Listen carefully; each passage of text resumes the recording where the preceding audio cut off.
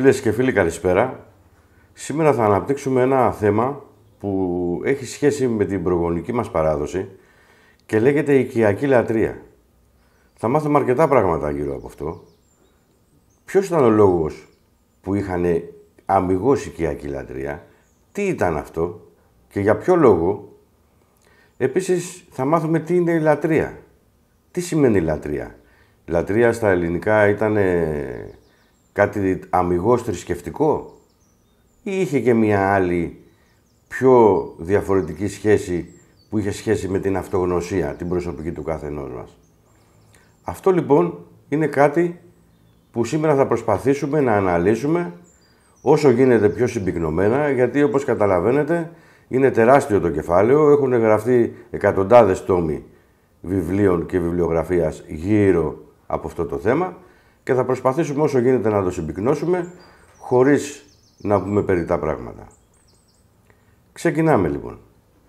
Λατρεία στα ελληνικά είναι κάτι που πολλές φορές μας κάνει να πιστεύουμε ότι επειδή έχουμε κατηγορηθεί ότι είμαστε ειδωλολάτρες και επειδή όλο αυτό πάει στη δυσιδαιμονία ή πάει σε άλλα πράγματα στο μυαλό σας.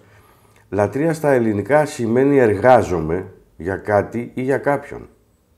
Από εκεί έχει βγει και αυτό που λέμε η λάτρα του σπιτιού. Άρα λοιπόν λατρεία ήταν η εργασία, η ατομική, η προσωπική προς την αυτογνωσία μέσω των θεών. Μέσω των ιδιωτήτων των θεών ακριβώς, για να το πούμε πιο αποτελεσματικά. Γιατί κάθε θεότητα είχε συγκεκριμένες ιδιότητες στο πάνθεον το ελληνικό. Και έπρεπε οι πιστοί, σε εισαγωγικά πιστοί, οι λατρευτές, για να το πούμε με τους τότε όρους, έπρεπε να ακολουθούν τις ιδιότητες του Θεού, για να μπορούν να αναπτυχθούν και να μπουν σε μια διαδικασία αυτογνωσίας για να φτάσουν με το σκεπτικό το δικό μας των προγόνων στη λεγόμενη θέωση. Για να προχωρήσουμε λοιπόν, αγαπητοί μου φίλοι και φιλές, παρακάτω, πρέπει πρώτα να μπούμε σε μια άλλη κατάσταση και να ακολουθήσουμε το σκεπτικό το τότε. Γιατί με τους σύγχρονους όρους τους δικούς μας δεν μπορούμε να κατανοήσουμε ακριβώς αυτό που συνέβαινε τότε. Και όχι μόνο δεν μπορούμε να το κατανοήσουμε, δεν μπορούμε να το εφαρμόσουμε και στο τώρα, αν δεν κατανοήσουμε το τότε. Για παράδειγμα, λέμε πόλεις. Τι σημαίνει πόλεις? Τι σήμαινε για εκείνους τους ανθρώπους πόλεις? Δεν σήμαιναν ούτε τα κτίρια, ούτε ο Παρθενώνας, ούτε οι δρόμοι τους, ούτε τα λιμάνια τους. Πόλεις για εκείνους τους ανθρώπους εκείνης της εποχής, για τους προγόνους μας, ήταν οι θεσμοί και οι νόμοι. Αυτό που λέμε εμείς και ονομάζουμε σήμερα πόλη, τα κτίρια δηλαδή και όλα τα υπόλοιπα, εκείνοι το ονόμαζαν άστη. Είναι δύο διαφορετικές έννοιες. Άρα λοιπόν, όταν λέμε για λατρεία, για οικιακή λατρεία, μιλάμε για τον οίκο. Εδώ λοιπόν θα κάτσουμε πρώτα να μιλήσουμε και να πούμε τι είναι ο οίκος. Πρέπει επίσης να ξεκαθαρίσουμε και να αναφέρουμε κάτι το οποίο δυστυχώς δεν έχει γίνει κατανοητό από τους σύγχρονους Έλληνες και νομίζω ότι είναι μια καλή στιγμή να το ξεκαθαρίσουμε. Οι προγόνοι μας δεν είχαν δόγμα. Δεν υπήρχε ομοδοξία, όπως είναι σήμερα, ας πούμε, στο χριστιανισμό. Οι άλλοι Έλληνες χριστιανοί Ορθόδοξοι έχουν ένα συγκεκριμένο δόγμα που πιστεύουν ένα συγκεκριμένο πράγμα, αυτό είναι, χωρίς παρεκτροπές. Οι προγόνοι μας δεν είχαν δόγμα, δεν είχαν το ομόδοξο, είχαν όμως το ομότροπο. Τι σημαίνει τώρα δηλαδή αυτό? Σημαίνει ότι μπορεί φιλοσοφικά για τους θεούς, για τον Δία, για το τι σημαίνει δίκαιο, για το τι σημαίνει αγνότητα, για το τι σημαίνει ηθική, να είχαν τεράστιες διαφορές και να είχαν και αψημαχίες οι φιλόσοφοι μεταξύ τους και οι ίδιοι οι απλοί άνθρωποι.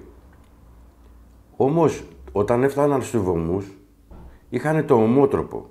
Δηλαδή, γίνονταν μία τελετή, πάντα με τον ίδιο τρόπο από όλους και για όλους. Είχαν δηλαδή το βωμό, έκαναν θυσίες, έκαναν προσφορές, είχαν μουσική, είχαν χορό, είχαν λόγο, ύμνους, πεάνες, έκαναν σπονδές, είχαν πυρ, άναβαν θυμιάματα και ανεξάρτητα από τις φιλοσοφικές αντιπαραθέσεις που είχαν μεταξύ τους, για θέματα όπως ποιος ήταν ο Δίας ή αν δεν συμφωνούσαν, οι ίδιοι άνθρωποι, όσο και να αψημαχούσαν, όσες διαφορές και να είχαν, όταν έφταναν στους βωμούς της πόλης, έκαναν ακριβώς τα ίδια πράγματα.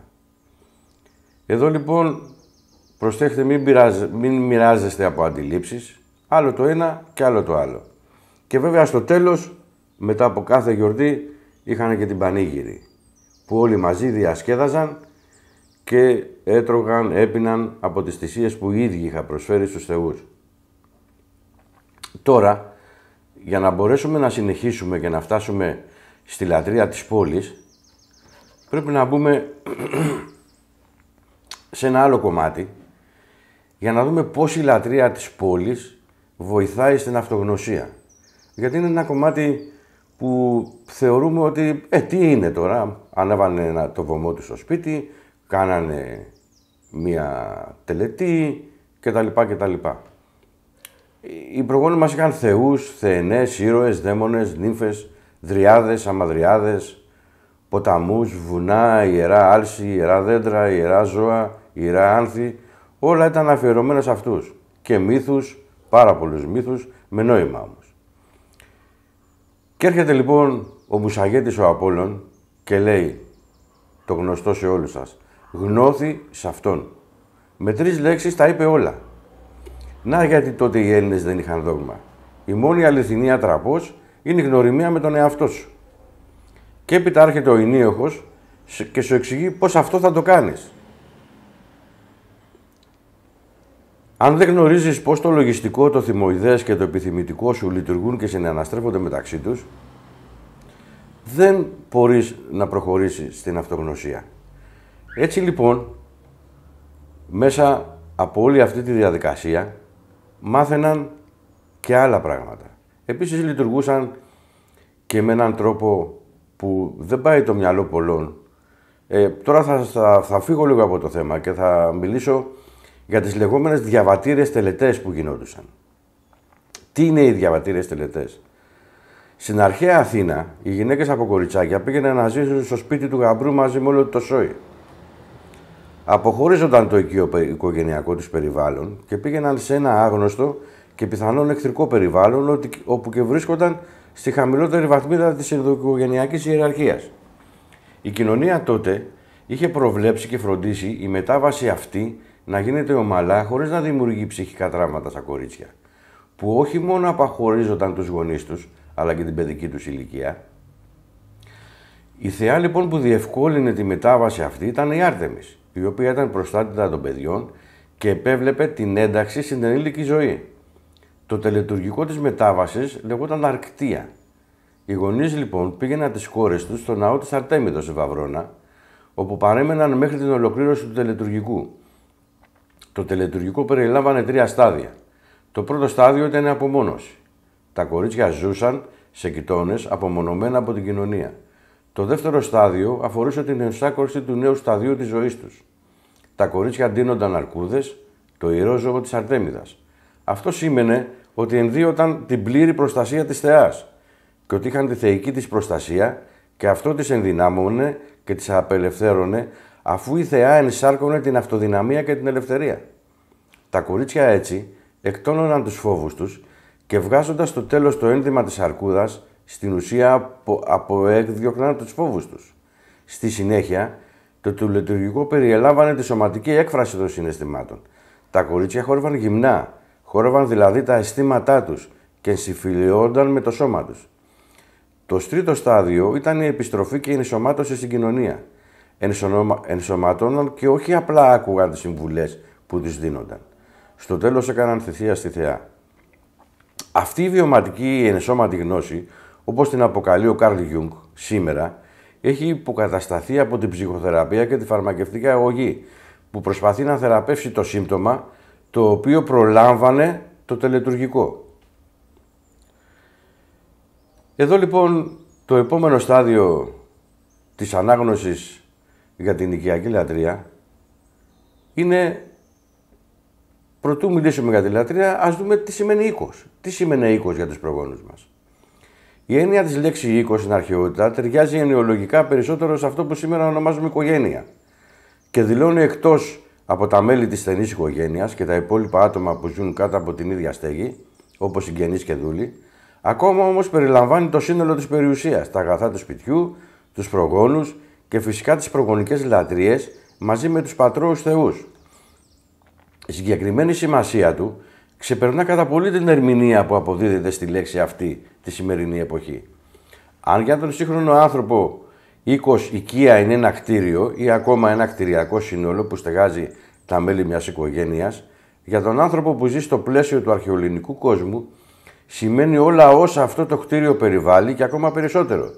Ο οίκος είχε οικονομική, θρησκευτική και κοινωνική υπόσταση. Το σύνολο των οίκων είναι αυτό που δομεί την κοινωνία, ενώ στο πλαίσιο του διακρίνουμε τη βάση της θρησκευτικής έκφρασης των ανθρώπων. Οι άνθρωποι έχουν ανάγκη να αναπτύξουν δεσμούς με μια θεότητα. Προϋπόθεση όμως γι' αυτό είναι η ύπαρξη που θα σταθεί ανάμεσα στον άνθρωπο και το θείο. Αυτόν τον ρόλο αναλαμβάνει ο οίκος. Στα πλαίσια της οικιακής λατρείας και της σπουδαιότητάς της στο κλειστό περιβάλλον μιας κατοικίας, επίσης παρατηρούμε μια πληθώρα τελετών, σπονδών και άλλων ιερών εκδηλώσεων, που χαρτογραφούν μια επιμελή ενασχόληση με τα θεία, στην οποία συμμετέχουν όλοι ανεξαιρέτως. Θεωρώ λοιπόν ότι και για τον σύγχρονο Έλληνα, τον θρησκευόμενο σύγχρονο Έλληνα, ότι ο δρόμος για την απελευθέρωση είναι ένας, η οικιακή λατρεία. Τώρα, τι κάναν στην οικιακή λατρεία, ποιες εορτές και ποιες άλλες τελετές περιελάμβαναν στην οικιακή λατρεία. Για παράδειγμα, η ονοματοδοσία είναι μια τελετή, όπως είναι η σημερινή βάφτιση, που έδιναν το όνομα σε ένα νέο μέλος της οικογένειας. Αυτό λοιπόν το αναλάμβανε ο πατέρας του οίκου. Ο πατέρας ήταν ιερέας. Επίσης και η γαμήλια τελετή. Πάλι ο πατέρας έκανε τη γαμήλια τελετή. Όπως και την κίδευση. Επίσης είχαν και καθαρμικές τελετές. Δηλαδή κάνανε καθαρμούς για τον οίκο τους για να έχουν εύνοια, υγεία και τύχη. Όλα αυτά γίνονταν από τους ίδιους, από τον πατέρα και από τους ίδιους τους οικείους. Άλλωστε, στην αρχαιότητα, όλοι οι ενδυνάμοι πολίτες της κάθε πόλης ήταν και ιερείς. Γιατί? Γιατί οι ιερείς της πόλης, στα λατρευτικά της πόλης και στις μεγάλες εορτές της πόλης, έβγαιναν με κλήρο κάθε χρόνο. Μην ξεχνάτε ότι και τους δικούς μας, τους ιερείς εδώ της χριστιανικής θρησκείας, τους λένε κληρικούς. Έχουν πάρει αυτό το προσωνύμιο από τους δικούς μας τους προγόνους που έβγαιναν με κλήρο κάθε χρόνο. Άρα λοιπόν αυτοί οι άνθρωποι ήταν και βαθιά θρησκευόμενοι, αλλά είχαν και βαθιά γνώση της ιερατικής τέχνης και για τον οίκο τους, αλλά και για την ίδια τους την πόλη. Όλα αυτά όμως τα πράγματα και το πώς γίνονταν όλες αυτές τις τελετές και με ποιο τρόπο, είναι κάποια πράγματα τα οποία θα τα πούμε εν δυνάμει στα επόμενα βίντεο.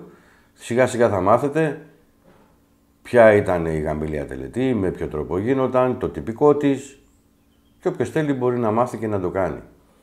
Γενικότερα οι προγόνοι μας δεν είχαν ανάγκη το ιερατείο για να κάνουν αυτά τα πράγματα και να προχωρήσει η κοινωνία τους. Το ιερατείο ήταν για να διοργανώνει τις τελετές της πόλης, το ιερατείο ήταν για να κάνει τα μυστήρια, το ιερατείο ήταν για να δίνει μαντίες. Το ιερατείο δεν ήταν για την καθημερινότητα. Τότε δεν υπήρχε ο ανάλογος παπάς ιερέας για να τον φωνάξει στο σπίτι σου να σου κάνει ένα ευχέλιο. Την αντίστοιχη τελετή, δηλαδή την καθαρμική τελετή, την έκαναν οι ίδιοι στο σπίτι τους. Γιατί ήξεραν να την κάνουν. Αυτή τη γνώση δυστυχώς την χάσανε και τώρα έχετε ανάγκη έναν ιερέα από την Ορθόδοξη Εκκλησία ή από όποια εκκλησία εμπιστεύεστε για να έρθει να κάνει στο σπίτι σας μια καθαρμική τελετή, ενώ είναι κάτι που θα έπρεπε μόνοι σας να το γνωρίζετε. Επίσης, το πιο βασικό σημείο στη νέα κατοικία, που κάθε φορά που γινόταν μια νέα κατοικία, μεταφερόταν πάντα φωτιά από την πατρική εστία. Δηλαδή, όταν ένα νέο μέλος της οικογένειας έφευγε και πήγαινε να φτιάξει τη δική του κατοικία, Έπαιρνε από την πατρική του εστία τη φλόγα που ήταν άσβεστη και την πήγαινε να τη συνεχίσει στο σπίτι του. Να συνεχίσει την προγονική παράδοση.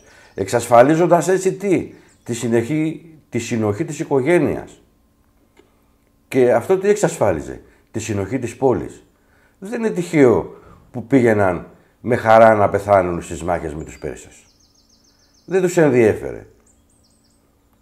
Ομοίως κάθε φορά που συγκεντρώνονταν οι κάτοικοι μιας πόλης ή χωριού στο βουλευτήριο, ο καθένας έφερνε φωτιά από την οικιακή του εστία. Πάλι για τους ίδιους λόγους. Από αυτά διαβλέπουμε τη σημαντικότητα που είχε η εστία για τη ζωή των ανθρώπων της ελληνικής αρχαιότητας, αλλά και για το ρόλο που έπαιξε στη συνοχή της κοινωνίας. Η λειτουργία λοιπόν της εστίας ως θεά του οίκου σχετίζεται με την οριστική της αιμονή στην Παρθενία. Εδώ τώρα μιλάμε για τη θεά, η οποία έμεινε Παρθένα και η οποία ήταν η μόνη θεά που δεν κατέβαινε από τον Όλυμπο, από ό,τι λέει η δική μας θεολογική παράδοση. Η συζυγική ένωση θα αντιπροσώπευε πράγματι για την εστία την άρνηση των αξιών που η παρουσία της ενσαρκώνει στο κέντρο του σπιτιού, δηλαδή τη σταθερότητα, τη μονιμότητα και τον περιορισμό, με σκοπό όμως να αναλάβει η εστία τη λειτουργία της μονιμότητας μέσα στον χρόνο. Πρέπει να εμφανίζεται και ως μητέρα. Και γι' αυτό ο Ευρυπίδης αναφέρει την εστία και ως γαία μήτηρ. Προφανώς για να την ταυτίσει με τη γη. Η εστία λοιπόν αντιπροσωπεύει τη γυναίκα ως παρθένα, αλλά και τη γυναίκα ως φορέα ζωής, μέσω της γονιμοποιού της δύναμης. Για τα μέλη του οίκου η εστία είναι επίσης ο κοσμικός άξονας επικοινωνίας των θνητών ενίκων με τους νεκρούς προγδόνους τους χθόνιους και τους ουράνιους θεούς. Όλο αυτό το σύμπλεγμα έφτιαχνε την οικιακή λατρεία. Αυτά είναι πάνω κάτω όλα τα πράγματα που γίνονταν και αποτελούσαν την οικιακή λατρεία. Το σημαντικό από εδώ και πέρα είναι στα επόμενα βίντεο να σας αναλύσουμε ακριβώς κάθε τελετή της οικιακής λατρείας, δηλαδή τη γαμήλια τελετή, την κίδευση, την ονοματοδοσία, πώς μπορείτε να το κάνετε μόνοι σας, να σας προσφερθεί το τυπικό και όλα όσα αποτελούν το μέρος της τελετής και όσοι θέλετε μπορείτε με τη βοήθεια των φίλων σας, τον αδελφό σας, τον συγγενό σας, να κάνετε την τελετή μόνοι σας. Αν χρειάζεται και περισσότερες λεπτομέρειες, εδώ είμαστε να σας βοηθήσουμε. Εμείς δεν είμαστε ιερατείο, δεν έχουμε κανένα τέτοιο σκοπό. Εμείς θέλουμε να μεταδώσουμε τη γνώση και να πούμε ότι η οικιακή λατρεία είναι ένας πολύ μεγάλος και σοβαρός παράγοντας για να μπορέσει η ελληνική κοινωνία να μπορέσει να ξαναμπεί, όχι στα πατρόα, να μπορέσει να ξαναμπεί στον εαυτό της, να μπει σε μια διαδικασία αυτογνωσίας. Δεν είναι το θέμα να φέρουμε την αρχαιότητα πίσω. Η αρχαιότητα δεν είναι πίσω, είναι πάντα μπροστά μας. Γιατί ό,τι έκαναν ήταν σωστό τελικά. Εμείς είμαστε λάθος. Εμείς λειτουργούμε με λάθος τρόπο. Αυτό πρέπει να κατανοήσουμε και να καταλάβουμε. Και γι' αυτό το λόγο είναι ότι πρέπει να ξαναγυρίσουμε πίσω. Κάπου εδώ λοιπόν κλείνουμε το πρώτο μέρος. Έπεται και συνέχεια. Μεγαλύτερη ανάλυση για κάθε είδους τελετής της οικιακής λατρείας. Ό,τι ερωτήσεις έχετε μπορεί να τις υποβάλλετε και να σας απαντάμε. Όλα είναι όπως πρέπει. Και ευχαριστώ εδώ σε αυτό το σημείο. Θέλω να ευχαριστήσω, μάλλον να υπερευχαριστήσω το κανάλι του Ορφέα που έκανε αυτή την προσπάθεια να με ακούσει και να δημοσιεύσει το κομμάτι που λέγεται οικιακή λατρεία. Ευχαριστώ πολύ. Καλό βράδυ.